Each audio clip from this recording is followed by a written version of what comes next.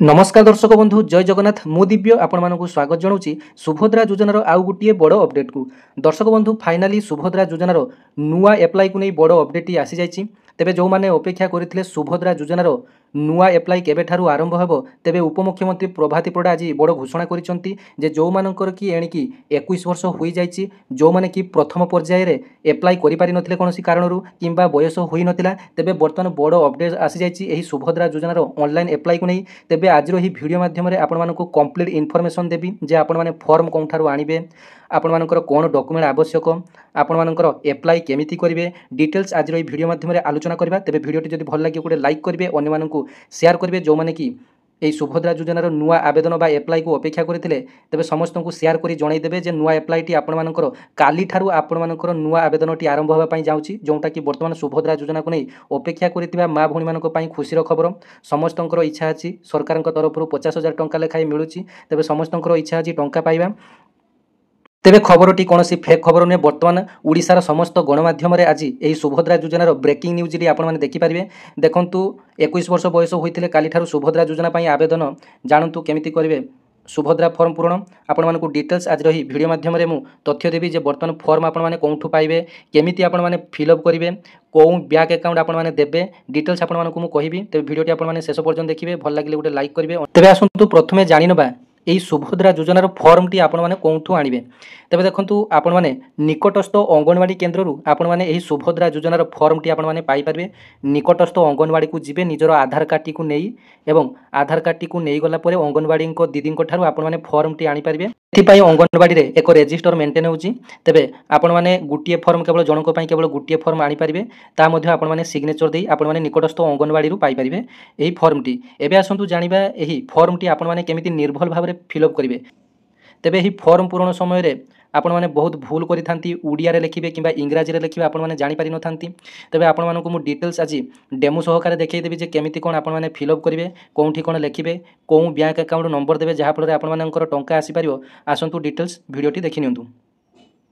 देखु अंगनवाड़ी दीदी ठारू आपण माने एमिति एक सुभद्रा योजनार फॉर्मटी पाइबे जो फॉर्मटा कि मात्र आपण मानकर गुटिए पेज थिबो आपण मानकर फ्रंट पेज एवं बैक पेज आपण मानकर पछपटे किछि लेखा थिबो फ्रंट माने आगो पटरे मध्ये किछि लेखा थिबो। तबे देखंतु एई सुभद्रा योजनार जो एठारे डिटेल्स फिलअप करे आपण माने ओडिया रे करिवे ना इंग्राजी रे करिवे आपण माने समस्ते प्रायत अवगत नथिबे। तबे देखंतु एई सुभद्रा योजनार फॉर्मटी आपण माने इंग्राजी रे फिलअप करि पारबे नचेत ओडिया रे मध्ये आपण माने फिलअप करि पारबे। जदि आपण माने इंग्राजी रे फिलअप करचंती सब किछि कैपिटल लेटर रे आपण माने फिलअप करिवे जदि आपण माने ओडिया रे फिलअप करिया पई चाहचंती सब किछि आपण माने ओडिया रे फिलअप करिवे। तबे देखंतु आपण माने प्रथमे संपूर्ण नामटी आपण माने आधार कार्ड रे जहा किछि रहिछि आपण माने आधार कार्ड अनुसार आपण माने नाटी लिखिबे एवं गुटे लेखा बॉक्स रे आपण मानकर गोटे गोटे अक्षर लिखिबे। देखंतु मो ना दिव्यरंजन नायक देखंतु एठारे मु प्रथमे डी लिखिबी घरे तापर सेकंड घरे आपण मानकर D I B Y A R A N J N एमती प्रत्येक घर आपण मानकर गोटे लेखाएं शब्द आपण मानकर लिखिया पई सॉरी गोटे लेखाएं अक्षर आपण मानकर लिखिया पई पड़िबो। तापर आपण मानकर आधार कार्ड संख्याटी एठारे लिखि देबे। तापर आपण मानकर स्वामी बा पितांकर नाम अर्थात आधार कार्ड रे जहा अछि एठारे आपण मानकर लिखिया पई पड़िबो। तापर आपण मानकर जन्म तारीख दिन मास वर्ष प्रथमे आपण मानकर दिन लिखिबे तापर आपण मानकर मास लिखिबे एवं तापर आपण मानकर वर्ष लिखिबे एठारे। तापर देखंतु एठारे साधारण वर्ग अनुसूचित जाति अनुसूचित जनजाति शारीरिक भिन्नक्षम। तबे देखंतु आपण मानकर वर्ग एठारे चिन्हट करिवे अर्थात आपण मानकर कोन जातिर आपण माने अटंती जदि आपण माने जनरल होइतिबे किबा एससी बीसी होइतिबे तबे साधारण रे मारिबे जदि आपण माने अनुसूचित जाति होइतिबे जदि एससी होइतिबे तबे अनुसूचित जाति मारिबे जदि एसटी होइतिबे अनुसूचित जनजाति मारिबे। जदि आपण मानकर शारीरिक भिन्नक्षम बा विकलांग होइतिबे तबे एठारे आपण माने एठी ह रे मारिबे जदि आपण माने विकलांग होइ नथिबे एठी ना रे आपण माने टिक चिन्ह मारिबे। तापर देखंतु आधार संयुक्त मोबाइल नंबर आपण मानकर आधार कार्ड रे मोबाइल नंबर संयुक्त रहिबा निहाती आवश्यक। जदि आपण माने आधार कार्ड सहित मोबाइल नंबर लिंक करनाती तेबे आपण माने निकटस्थ पोस्ट ऑफिस को जांतु एवं आपण मानकर सही दिन ही आपण मानकर आधार कार्ड सहित आपण मानकर मोबाइल नंबर लिंक हे जिवो। पोस्ट ऑफिस चार्जेस आगरु 50 टंका आपण मानकर आधार मोबाइल नंबर लिंक पाई नौथले बर्तमान काली ठारू अर्थात नवेम्बर 1 ठारू आपण मानकर 75 टंका लेखा हे जाइछि आधार मोबाइल नंबर लिंक। तेबे जदि आपण माने एप्लाई करिया पई चाहउचंती प्रथमे मोबाइल नंबर सहित आधार कार्ड को लिंक करबा निहाती आवश्यक। एठारे आपण मानकर वैलिड गोटे मोबाइल नंबर टी देबे जोंडा कि आधार कार्ड सहित लिंक अछि। तबे आपण मानकर विकल्प मोबाइल नंबर मध्ये देई पारिबे। एठारे आपण मानकर निजर जिल्लार नाटी लिखिबे एठारे आपण मानकर निजर ଗ୍ରାମାଞ୍ଚଳ ନିମନ୍ତେ ଯଦି ଆପଣମାନେ ଗ୍ରାମାଞ୍ଚଳର ବାସିନ୍ଦା ତ ନିଜ ଗ୍ରାମର ନାଁ ଲେଖିବେ, ଏଠାରେ ଆପଣମାନେ ଗ୍ରାମ ପଞ୍ଚାୟତର ନାଁ ଲେଖିବେ, ଏଠାରେ ଆପଣମାନେ ନିଜର ବ୍ଲକର ନାଁ ଲେଖିବେ। ଯଦି ଆପଣମାନେ ସହରାଞ୍ଚଳ ହୋଇଥିବେ ତେବେ ଆପଣମାନେ ଏଠାରେ ନିଜର ୱାର୍ଡ଼ର ନମ୍ବରଟି ଲେଖିବେ। ତାପରେ ଆପଣମାନଙ୍କର ସହର ବା ନଗରର ନାମ ଲେଖିବେ, ଏଠି ଆପଣମାନଙ୍କର ମ୍ୟୁନିସିପାଲିଟିର ନାଁ ଲେଖିବେ। ତେବେ ଦେଖନ୍ତୁ ଆଧାର ସକ୍ଷମ ସଞ୍ଚୟ ଖାତା ଥିବା ବ୍ୟାଙ୍କର ନାମ, ଆପଣମାନଙ୍କର ଯେଉଁ ବ୍ୟାଙ୍କରେ ଡିବିଟି ଅଛି এইটি ଆପଣମାନେ ଏପ୍ଲାଏ ସମୟରେ ବହୁତ ଜଣ ଭୁଲ ଭାଲ କରୁଛନ୍ତି। এইটি ଆପଣମାନଙ୍କର ଧରାଯାଉ ଜଣଙ୍କର 2 କିମ୍ବା 3ଟି ଆକାଉଣ୍ଟ ଅଛି, ତେବେ ଏଠାରେ ଆପଣମାନେ ଯେକୌଣସି ବ୍ୟାଙ୍କ ଆକାଉଣ୍ଟ ଗୋଟିଏ ଲେଖି ଦେଉଛନ୍ତି, ତେବେ এইଠାରେ ଆପଣମାନେ ବହୁତ କିଛି ଭୁଲ କରୁଛନ୍ତି। ଆପଣମାନେ ଗୋଟିଏ କାମ କରନ୍ତୁ, ଆପଣମାନଙ୍କର ଏସ୍ବିଆଇରେ ଖାତା ଥାଉ କିମ୍ବା ଆପଣମାନଙ୍କର ଯେକୌଣସି ବ୍ୟାଙ୍କରେ ଖାତା ଥାଉ, ଆପଣମାନେ ପୋଷ୍ଟ ଅଫିସ୍ ଯାଇ ଗୋଟିଏ India post payment bank account ଗୋଟିଏ ଖୋଲି ଦିଅନ୍ତୁ, IPPB ଆକାଉଣ୍ଟ, ଯେଉଁଟାକି ଗୋଟିଏ 200 ଟଙ୍କା ଦେଲେ ଆପଣମାନଙ୍କୁ ଗୋଟିଏ IPPB ଆକାଉଣ୍ଟ ଯେକୌଣସି ପୋଷ୍ଟ ଅଫିସରେ ଆପଣମାନେ ଏହି ଆକାଉଣ୍ଟଟି ଖୋଲିପାରିବେ। এইଠି ଆପଣମାନେ କ'ଣ ଲେଖିବେ ନା IPPB account, IPPB account India post payment account ଲେଖିପାରିବେ, ନଚେତ ଆପଣମାନେ IPPB ଆକାଉଣ୍ଟ ଲେଖିପାରିବେ। ଏବଂ ଯେଉଁମାନଙ୍କର କି ବ୍ୟାଙ୍କରେ ଖାତା ରହିଛି ଏବଂ ଯେଉଁମାନଙ୍କର କି ଡିବିଟି ଅଛି, ଆପଣମାନେ ଭଲ ଭାବରେ ଜାଣିଛନ୍ତି ଆପଣମାନଙ୍କର ବ୍ୟାଙ୍କରେ ଡିବିଟି ଅଛି, ତେବେ ଏଠାରେ ଯେଉଁମାନଙ୍କର SBI ଥିବ ଏଠାରେ SBI ଲେଖିପାରିବେ, ଯେଉଁମାନଙ୍କର କି ୟୁକୋ ବ୍ୟାଙ୍କ ଥିବ ସେମାନେ ଏଠାରେ ୟୁକୋ ଲେଖିପାରିବେ। ତେବେ ଦେଖନ୍ତୁ এইଠାରେ ଆପଣମାନଙ୍କ ପାଇଁ ଗୋଟେ ଇମ୍ପୋର୍ଟାଣ୍ଟ ନୋଟିସ୍ ରହିଛି, ଆପଣମାନଙ୍କୁ ଭଲ ଭାବରେ ଏସବୁ ପଢ଼ିବା ପାଇଁ ପଡ଼ିବ। ତେବେ ଦେଖନ୍ତୁ ଆପଣମାନେ ଯଦି ଆପଣମାନଙ୍କର ସୁଭଦ୍ରା ଯୋଜନାର ଯୋଗ୍ୟତାର ନିୟମାବଳୀ ଆପଣମାନଙ୍କର ଏଠାରେ ଦିଆଯାଇଛି ଯେ ଆପଣମାନେ ସ୍କଲାରସିପ୍ ପାଇଛନ୍ତି କି, ଆପଣମାନଙ୍କର 4 ଚକିଆ ଯାନ ଅଛି କି, ଆପଣମାନଙ୍କର ଘରେ କିଏ ସରକାରୀ ଚାକିରିଆ ଅଛନ୍ତି କି, ଏସବୁ ଡିଟେଲ୍ସ ଆପଣମାନଙ୍କର ଦିଆଯାଇଛି, ଆପଣମାନେ ଏଠାରେ ପଢ଼ିବେ। ତେବେ ଦେଖନ୍ତୁ ପ୍ରଥମେ ଅଛି ମୁଁ ଓଡ଼ିଶାର ବାସିନ୍ଦା ଅଟେ, ଏଠାରେ ଆପଣମାନେ ଟିକ୍ ଚିହ୍ନଟି ମାରିବେ।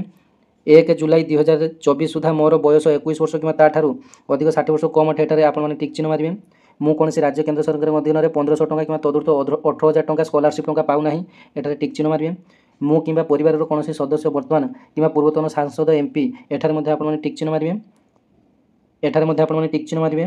ମୁଁ କିମ୍ବା ମୋ କୌଣସି ପରିବାରର କୌଣସି ସଦସ୍ୟ ସହରାଞ୍ଚଳ ସ୍ଥାନୀୟ ସ୍ୱାୟତ୍ତ ପଞ୍ଚାୟତ ରାଜ୍ୟର ଜଣେ ନିର୍ବାଚିତ ପ୍ରତିନିଧି ନୁହନ୍ତି ନା, ଏଠାରେ ମଧ୍ୟ ଆପଣମାନେ ଟିକ୍ ଚିହ୍ନ ମାରିବେ। ମୁଁ କିମ୍ବା କୌଣସି ପରିବାରର କୌଣସି ସଦସ୍ୟ ଭାରତ ସରକାର କିମ୍ବା ରାଜ୍ୟ ସରକାର ଅଣ୍ଡରଟେକିଂ ନା, ଏଠାରେ ବି ଆପଣମାନେ ଟିକ୍ ଚିହ୍ନ ମାରିବେ। ମୁଁ କିମ୍ବା ମୋ ପରିବାରର କୌଣସି ସଦସ୍ୟ ସରକାରଙ୍କର ଅର୍ଥ ସରକାରୀ ବିଭାଗର ଚାକିରି, ଏଠି ବି ମଧ୍ୟ ଆପଣମାନେ ଟିକ୍ ଚିହ୍ନ ମାରିବେ। ମୋର କିମ୍ବା ମୋ ପରିବାରର କୌଣସି ସଦସ୍ୟଙ୍କର 5 ଏକରରୁ ଅଧିକ ଜଳସେଚିତ ଜମି ନାହିଁ, ଯଦି ଆପଣମାନଙ୍କର ଜମି ନାହିଁ ଏଠାରେ ଆପଣମାନେ ଟିକ୍ ଚିହ୍ନ ମାରିବେ। ମୋର କୌଣସି ପରିବାର ସଦସ୍ୟ 4 ଚକିଆ ମୋଟର କାର ନାହିଁ, ଏଠାରେ ଆପଣମାନଙ୍କର ଟିକ୍ ଚିହ୍ନ ମାରିବେ। ଏସବୁରେ ଆପଣମାନେ ଟିକ୍ ଚିହ୍ନ ଏଠାରେ ଟିକ୍ ଚିହ୍ନ ସବୁର ମାରିବେ। ତାପରେ ଦେଖନ୍ତୁ ଏଠାରେ ଆପଣମାନଙ୍କ ପାଇଁ ଆବେଦନକାରୀଙ୍କର ଦସ୍ତଖତ, ଏଠାରେ ଆବେଦନକାରୀଙ୍କର ଦସ୍ତଖତ ରହିବ, ଆପଣମାନେ ଓଡ଼ିଆରେ ମାରିପାରିବେ, ନଚେତ ଇଂରାଜୀରେ ମଧ୍ୟ ମାରିପାରିବେ। ଯେଉଁଥିରେ ଆପଣମାନେ ଦସ୍ତଖତ ସବୁବେଳେ ମାରନ୍ତି ଏଠାରେ ନିଜର ଦସ୍ତଖତଟି ମାରିବେ ଏବଂ ତାରିଖ ଯେଉଁଦିନ ଆପଣମାନେ ଆପ୍ଲାଏ କରୁଛନ୍ତି ଏଠି ଆପଣମାନଙ୍କର ଆପ୍ଲାଏ ତାରିଖଟି ରହିବ। ଦେଖନ୍ତୁ ଫର୍ମଟି ଆପଣମାନଙ୍କୁ ନିଜକୁ ଭର୍ତ୍ତି କରିବା ପାଇଁ ପଡ଼ିବ ଏବଂ କାଲିକି ଦେଖନ୍ତୁ ଫର୍ମଟି ଆପଣମାନେ ଯଦି ନିଜେ ପାରିବେ ଫିଲ୍ଅପ୍ କରିବେ, ନଚେତ ଆପଣମାନଙ୍କର ଘରେ ଯଦି କିଏ ପାଠପଢ଼ା ପିଲା ଅଛନ୍ତି ତେବେ ତାଙ୍କୁ ଦେବେ, ସିଏ ଆପଣମାନଙ୍କର ଫିଲ୍ଅପ୍ କରିଦେବେ, କିନ୍ତୁ ସିଗ୍ନେଚରଟି ଆପଣମାନଙ୍କୁ ନିଜେ ମାରିବା ପାଇଁ ପଡ଼ିବ। ଯେଉଁ ଆବେଦନକାରୀଙ୍କର ଯେଉଁ ଦସ୍ତଖତ ଏଠାରେ ରହିଛି ଆପଣମାନଙ୍କୁ ଏଠାରେ ନିଜର ଦସ୍ତଖତ ମାରିବା ପାଇଁ ପଡ଼ିବ। ତାପରେ ଦେଖନ୍ତୁ ଆପଣମାନେ ଏସବୁ ଫିଲ୍ଅପ୍ କରି ଆପଣମାନେ ନିଜର ଆଧାର କାର୍ଡ଼ଟିକୁ ନେଇ ଆପଣମାନେ ନିକଟସ୍ଥ ଜନସେବା କେନ୍ଦ୍ରକୁ ଯିବା ପାଇଁ ପଡ଼ିବ। ନିଜର ଆଧାର କାର୍ଡ଼ଟି ନେଇଯିବେ ଏବଂ ନିଜେ ମଧ୍ୟ ଆପଣମାନଙ୍କୁ ଯିବା ପାଇଁ ପଡ଼ିବ। ତେବେ ଦେଖନ୍ତୁ ଆପଣମାନଙ୍କର ଫିଙ୍ଗର ପ୍ରିଣ୍ଟ ଆପଣମାନଙ୍କର ଦେଇ ତେବେ ଆପ୍ଲାଏ ସମୟରେ ଆପଣମାନଙ୍କୁ ନିଜକୁ ଯିବା ପାଇଁ ପଡ଼ିବ, କାରଣ ସେଠାରେ ଆପଣମାନଙ୍କର ବାୟୋମେଟ୍ରିକ୍ ଅପଡ଼େଟ୍ ହେବ, ଅର୍ଥାତ୍ ଆପଣମାନଙ୍କର ଫିଙ୍ଗର ପ୍ରିଣ୍ଟ ଦରକାର ହେବ, ନଚେତ ମଧ୍ୟ ଆପଣମାନଙ୍କର ଆଖି ସ୍କାନ୍ ହୋଇପାରେ ବାୟୋମେଟ୍ରିକ୍ ପାଇଁ ଆପଣମାନଙ୍କର KYC ପାଇଁ। ତେବେ ଯାଇ ଆପଣମାନେ ଅନଲାଇନ୍ ଆବେଦନ କରିପାରିବେ। ଅନଲାଇନ୍ ଆବେଦନ ପରେ ଆପଣମାନଙ୍କୁ ସେମାନେ ଏଇଭଳିଆ ଏକ ରିସିପ୍ଟ ପତ୍ରଟି ଦେବେ, ତେବେ ଯେଉଁଥିରେ ଆପଣମାନଙ୍କର ସୁଭଦ୍ରା ନମ୍ବର ଏଠାରେ ଆପଣମାନଙ୍କର ଲେଖାଯିବ, ଆବେଦନ ପତ୍ରର ନମ୍ବର ଅର୍ଥାତ୍ ଆପଣମାନଙ୍କର ସୁଭଦ୍ରାର ରେଜିଷ୍ଟ୍ରେସନ ନମ୍ବର ଏଠାରେ ଆପଣମାନଙ୍କର ଲେଖାଯିବ, ଆବେଦନ ତାରିଖ ଏଠାରେ ଲେଖାଯିବ, ଆଧାର ନମ୍ବର ଏଠାରେ ଲେଖାଯିବ, ସମ୍ପୂର୍ଣ୍ଣ ନାମ ଆଧାର ଅନୁଯାୟୀ ଏଠାରେ ଲେଖାଯିବ। ଏ କପିଟି ଆପଣମାନଙ୍କୁ ଜନସେବା କେନ୍ଦ୍ର ବାଲା ଦେବେ। ଆପଣମାନେ ଏହି କପିଟିକୁ ଭଲ ଭାବରେ ସାଇତିକି ରଖିଥିବେ, କାରଣ 5 ବର୍ଷ ପାଇଁ ଏହି କପିଟିକୁ ଆପଣମାନେ ସାଇତି ରଖିଥିବେ। ବର୍ଷକୁ ଆପଣମାନେ 10,000 ଟଙ୍କା ଲେଖାଏଁ ପାଇବେ, 50,000 ଟଙ୍କା ପାଇବେ। ଏବଂ ଯେଉଁମାନେ କି ଏପର୍ଯ୍ୟନ୍ତ ଟଙ୍କା ପାଇନାହାନ୍ତି ସେମାନଙ୍କ ପାଇଁ ମଧ୍ୟ ଖୁସିର ଖବର, ଯେଉଁମାନେ କି ନୂଆ ଆବେଦନ କରିବେ ସେମାନଙ୍କୁ ଏକାଥରକେ 2ଟି କିସ୍ତିର 10,000 ପ୍ଲସ୍ 5,000 ଆପଣମାନଙ୍କର ମିଳିଯିବ। ତେବେ 15,000 ଟଙ୍କା ଆପଣମାନଙ୍କୁ ଏକାଥରକେ ମିଳିବ। ତେବେ ସବୁଠାରୁ ଖୁସିର କଥା ଆପଣମାନେ ଏକାବେଳେ ନୂଆ ଆବେଦନ କଲେ ଆପଣମାନଙ୍କୁ 15,000 ଟଙ୍କା ମିଳିବ। ତେବେ ପରବର୍ତ୍ତୀ ଏକ ନୂଆ ଅପଡ଼େଟ୍ରେ ଆପଣମାନଙ୍କୁ ଅନ୍ୟ ଏକ ତେବେ କାଲିଠାରୁ ଆପଣମାନଙ୍କର ଯେହେତୁ ସାଇଟ୍ଟି ଖୋଲୁଛି, ସାଇଟ୍ଟି ବହୁତ ସ୍ଲୋ ରହିବ, ତେବେ ଆପଣମାନେ ପରଦିନ ପାଖରୁ ଚେଷ୍ଟା କରନ୍ତୁ। ବର୍ତ୍ତମାନ ଅପଡ଼େଟ୍ ଆସିଛି ଯେ କାଲିଠାରୁ ଆପଣମାନଙ୍କର ସାଇଟ୍ଟି ଓପନ୍ ହେବ। ତେବେ ଓପନ୍ ହେଲେ ଆପଣମାନେ ଜଲ୍ଦି ଆବେଦନ କରନ୍ତୁ ନାହିଁ, ଆପଣମାନେ ପରଦିନ ପାଖରୁ ଚେଷ୍ଟା କରିବେ ଏହି ସୁଭଦ୍ରା ଯୋଜନାରେ ଆବେଦନ କରିବା ପାଇଁ। ଏବଂ ଯେଉଁମାନଙ୍କର କି ବର୍ତ୍ତମାନ ସୁଦ୍ଧା ଫର୍ମ ରିଜେକ୍ଟେଡ୍ ହେଇଛି ସେମାନଙ୍କର ଅପଡ଼େଟ୍ କିଛି ଆସିନାହିଁ, ସେମାନଙ୍କର ଭେରିଫିକେସନ୍ ହେବ।